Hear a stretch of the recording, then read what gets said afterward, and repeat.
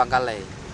Oh. Jembatannya kadang kemarin tuh udah dibangun sampai siap, tapi kemudian ambruknya lagi, udah dibangun, pokoknya dibangun sudah setengah gitu. Gitu ya. Jadi warga terpaksa menggunakan rakit ya. Kadang warga merasa kecewa atas jembatan yang dibangun oleh pemerintah. Ya. Jadi tidak khawatir bang, tidak ini dengan menggunakan rakit ini tidak takut bahaya atau bagaimana gitu? Itulah ini dah nasib orang-orang kami, nah kan. Kadang kalau misalnya banjir, kalau misalnya tuh airnya banjir, kadang udah lewat Kola Baru sana. Kalau lewat sana sampai 10 kilo ke sana jalan. Bentar bang ya. Kira-kira berapa banyak bang penduduk di seberang sana bang?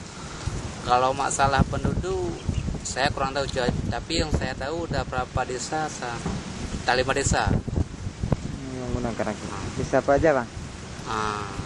Ujung Rambung, Kuta Makmum, Gunung Rubo, Majah, Semambe, kemudian banyak lagi desa sana lagi di sana tuh kan. Itu masuk kecamatan mana bang?